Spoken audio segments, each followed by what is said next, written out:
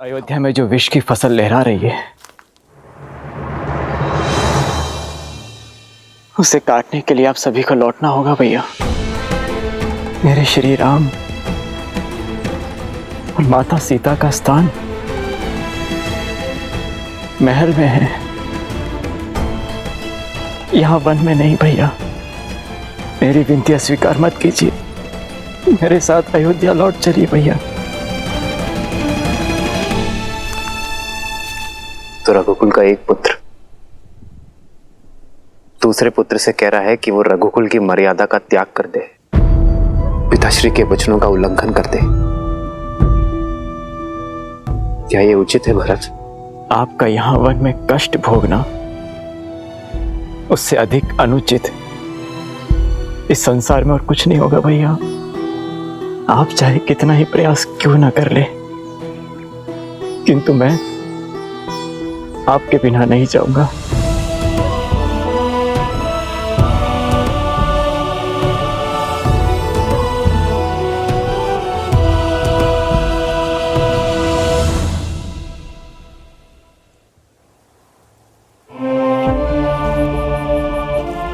महाराज जनक, अब आप ही समझाइए अपने जमाता को। इस समस्या का समाधान केवल तर्क से लिया जा सकता है। कल प्रातःकाल सभा में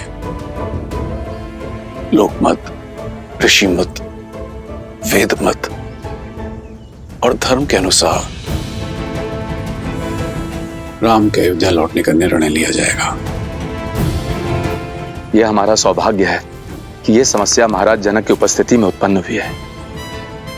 अब राजा और ऋषि होने के नाते कल सभा में इस धर्म संकट का धर्म संगत निर्णय महाराज जनक ही निकालेंगे।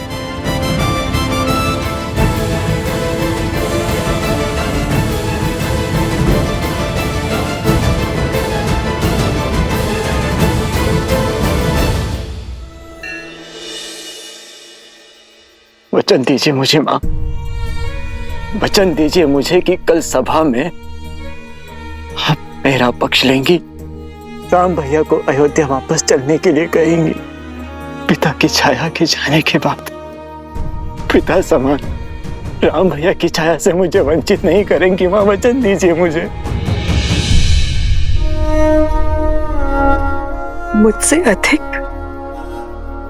राम को तुम जानते हो, फिर भी हट कर रहे हो, भूल रहे हो कि मेरी हर बात की नीति संगत काट होगी उसके पास। जानता हूं मां, किंतु राम भैया को अपने साथ ले जाने का प्रयास अंत तक करूंगा मैं, अंत तक करूंगा मैं।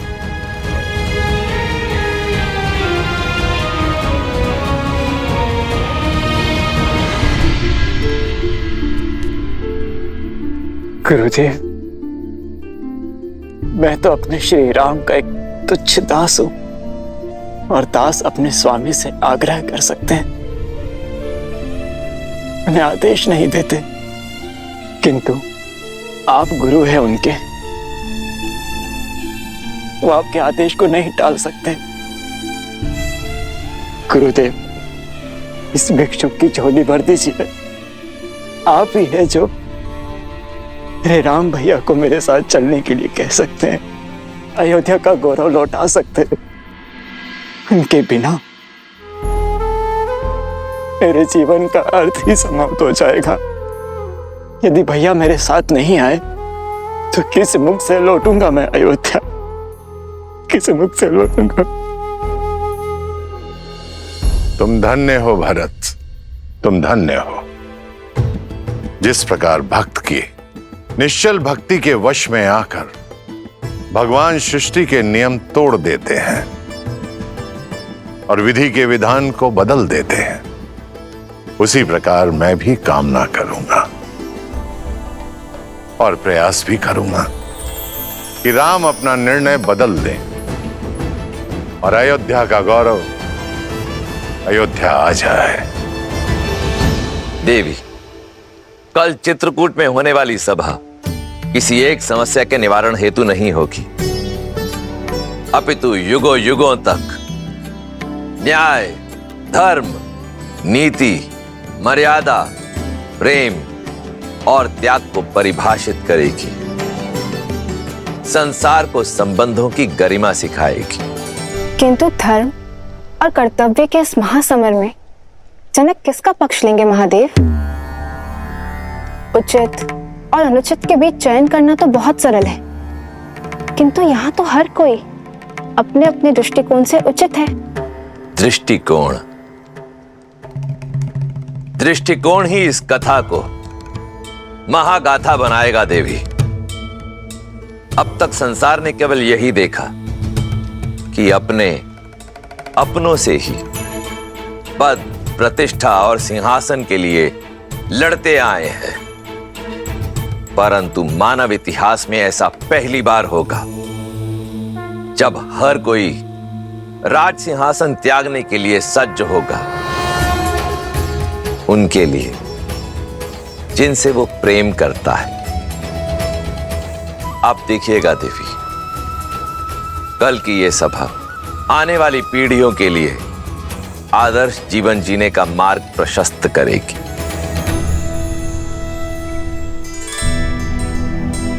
भैया, मैं और अयोध्या की संपूर्ण प्रजा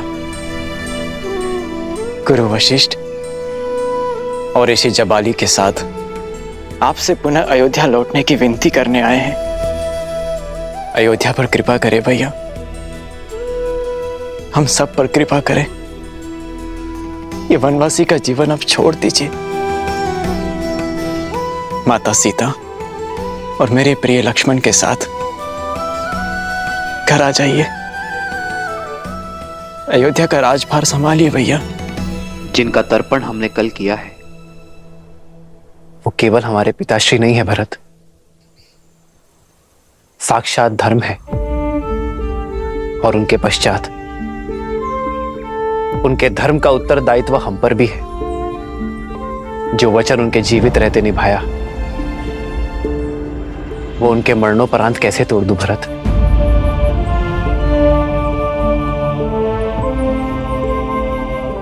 रघुकुल रीत की बेड़ियों से केवल मैं नहीं, तुम भी बंधे हो। जाओ भरत, अयोध्या का राज सिंहासन तुम्हारी प्रतीक्षा कर रहा है। भैया, प्रतीक्षा तो केवल आपकी है उस सिंहासन को। मैं तो केवल परीक्षा दे रहा हूं। जिस गर्भ से जन्म लिया उस पर आरोप लगाना पाप है, किंतु जो महारानी कैकेयी ने किया वो महापाप है। और उनके अपराध का दंड हम सब क्यों भोगे? हम सब क्यों अपने राजा राम की छत्र छाया से वंचित रहे? उचित कह रहे हैं कुमार भरत। दंड तो महारानी कैकेयी को मिलना चाहिए। दंड मिलना चाहिए। दंड मिलना चाहिए। दंड मिलना चाहिए। दंड मिलना चाहिए। अवश्य ही हमारे दिवंगत पिता धर्म के सूर्य थे, किंतु ग्रहण का दोष तो सूर्य पर भी लगता है भैया। और उस ग्रहण को मिटाने आपको स्वयं सूर्य बनकर अयोध्या आना होगा भैया। मैं संपूर्ण तैयारी के साथ आया हूं। गुरु वशिष्ठ आपका राज्यारोहण करने के लिए सज्ज हैं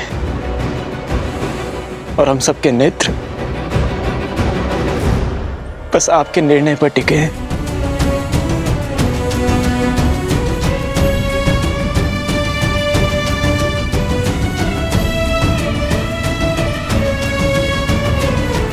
भरत,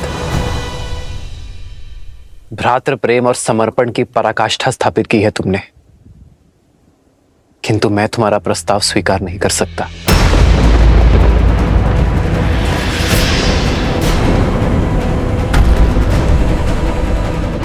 एक वचन मैं निभा रहा हूं तो दूसरा वचन तुम निभाओ भरत। अयोध्या की सेवा करो। मेरे भाग्य में तो संतों की सेवा का सुख और असुरों के आतंक का अंत करना है। मेरा मार्गदर्शक तो स्वयं धर्म है और मैं उसी के दिखाए पथ पर चलूंगा।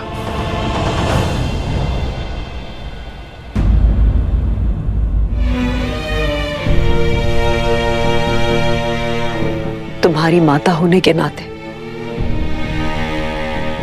अयोध्या की महारानी होने के नाते कुछ कहने का, कुछ मांगने का अधिकार नहीं है मुझे, किंतु एक अपराधी होने के नाते मैं कुछ कहना चाहती हूँ राम।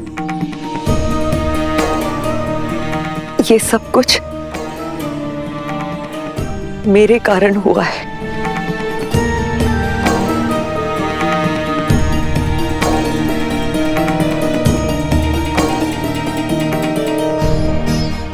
तुम्हारे पिताश्री से वचन मांगने वाली मैं थी।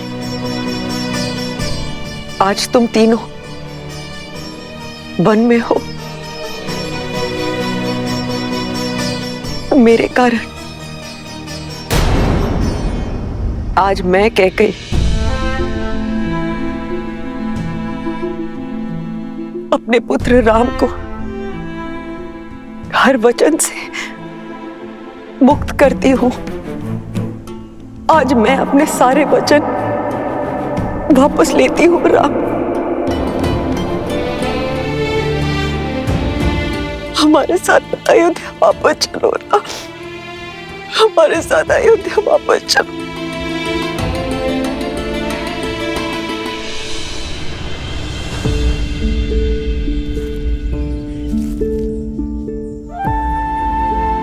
बहुत देर हो चुकी है मां। वचन वापस लेंगे किससे? उन पिताश्री से जो अब रहे ही नहीं। ये अधिकार भी केवल उन्हीं के पास था मां। मेरे अधिकार में तो केवल उनकी इच्छा का पालन करना है। आप ही बताइए मां, अयोध्या लौटकर मैं रघुकुल की रीत को धूमिल कैसे कर सकता हूं? किस राजा के वचन की बात कर रहे हो तुम राम? एक राजा के लिए राजधर्म ही सर्वोपरि होता है राम। तुम्हारे पिता महाराज दशरथ अपने अंतिम समय में एक स्त्री के मोह में आकर अपनी मति गंवा चुके थे। बुद्धि भ्रष्ट हो गई थी उनकी। उनके वचन को महत्व नहीं दिया जा सकता। ऋषि जबाली, आप भूल रहे कि महाराज दशरथ मेरे पिता भी हैं। आपका सम्मान करने का यह अर्थ नहीं कि मैं अपने पिताश्री के लिए अपमान सहूंगा। मेघों का काम है धरा पर अमृत बरसाना, और कई बार अतिवृष्टि हो जाने पर मेघों का दिया जल आकाश में उछाला नहीं जाता, उन्हें स्वीकार किया जाता है ऋषि जबाली। जिनके धर्म और नीति परायणता की सौगंध स्वयं देवता भी खाते हैं, उनके प्रजा और पुत्र होने के नाते मैं उनके वचन को लज्जित नहीं करूंगा, अपना कर्तव्य निभाऊंगा। पुत्र धर्म की नहीं, राज्य धर्म की बात करो कुमार। अयोध्या को तुम्हारी आवश्यकता है, तुम्हारी प्रजा को तुम्हारी आस है। वचन निभाने की नीति के बदले अपनी प्रजा को आहुति मत दो। वचन से बड़ा राज्य होता है। राज्य, वचन से बड़ा यदि राज्य है तो उन पितामह हरिश्चंद्र को देव मानकर क्यों पूजा जाता है ऋषि जबाली, जिन्होंने अपना वचन निभाने के लिए अपना राज्य, अपनी पत्नी, यहां तक कि अपने पुत्र का भी त्याग कर दिया। उन्होंने काशी के शमशान में चिताओं के लिए लकड़ियां इकट्ठा करने का कार्य किया जिन्होंने, वो राजा ही क्या ऋषि जबाली, जो अपने मुख से निकले शब्दों का मोल ना समझे। यथा राजा तथा प्रजा, प्रजा राजा के परचिन्हों पर चलती है ऋषि जबाली। यदि मैंने अपना धर्म ना निभाया तो कल अयोध्या की प्रजा भी अधर्म के पथ पर चल निकलेगी। अपने वंश के लिए तुम्हारा समर्पण अविश्वसनीय है। राजा हरिश्चंद्र ने भी अपना दिया हुआ वचन निभाया था, अपने पिता का नहीं। वचन महाराज दशरथ ने दिए हैं, तुमने नहीं। सच्चा धर्म प्रजा की इच्छा में है और उन्हें केवल राम चाहिए। अब किसे चुनोगे, राम, धर्म या धर्म? ऋषि जवाली उचित कह रहे हैं, लौट जाइए राम। श्री राम को अयोध्या लौटना ही चाहिए। हाँ हाँ लौटना चाहिए, हाँ हाँ लौटना चाहिए, हाँ हाँ लौटना चाहिए, हाँ हाँ लौटना चाहिए।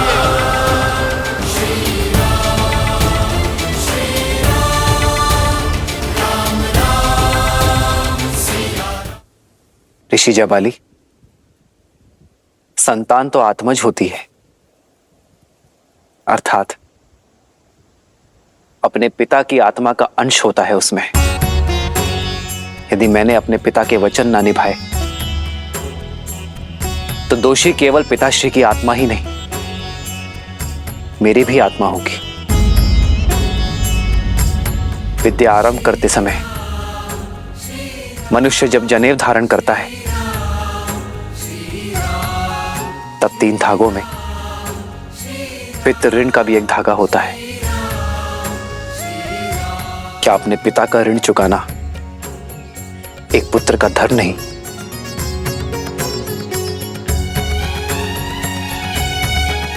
उत्तर दीजिए ऋषि जवाली। राजा प्रजा का सेवक होता है, राम, और तुम्हारा धन प्रजा की ओर है। यदि मेरी बात पर विश्वास नहीं है तो पूछो यहां पर उपस्थित हर एक अयोध्यावासियों से। कहिए, क्या मत है आप लोगों का? राम को क्या चुनना चाहिए, सिंहासन या फिर वनवास? सिंहासन। सिंहासन, सिंहासन, सिंहासन, सिंहासन, सिंहासन, सिंहासन।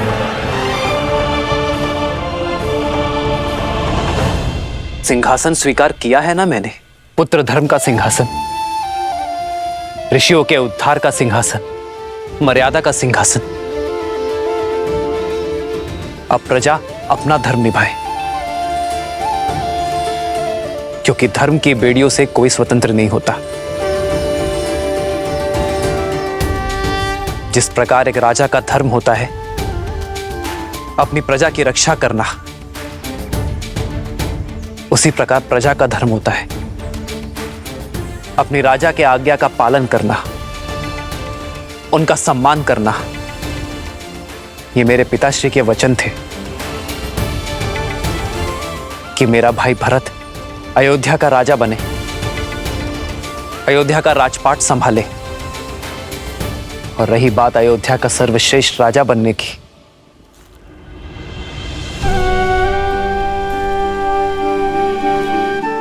तो अयोध्या तो क्या, जिस किसी भी नगरी में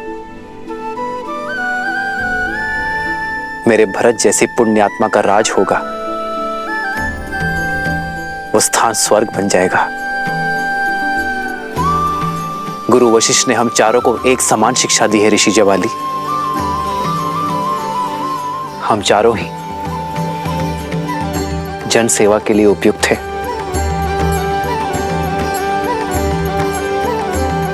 ऋषि जवाली, मैं आपसे और मेरी प्रिय अयोध्या की प्रजा से पूछता हूं,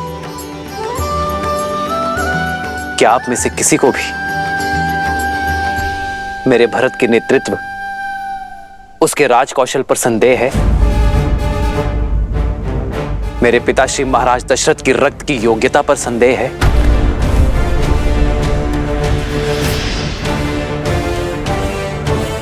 यदि आप में से कोई भी मुझे मेरे भरत की एक त्रुटि, एक दोष, एक अवगुण बता दे जिस कारण उसे अयोध्यापति नहीं बनना चाहिए,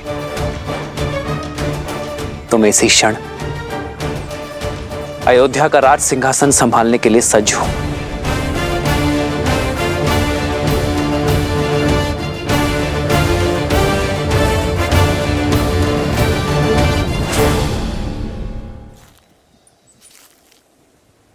मैं हार गया गुरु वशिष्ठ। सारे जगत पर प्रश्न उठाकर निरुत्तर कर देने वाले जवाली के पास अब कोई तर्क नहीं बचा है जो राम की बात काट सके। अब आप ही समझाइए इन्हें कि ये अपनी हट छोड़कर अपना राज्य संभालें।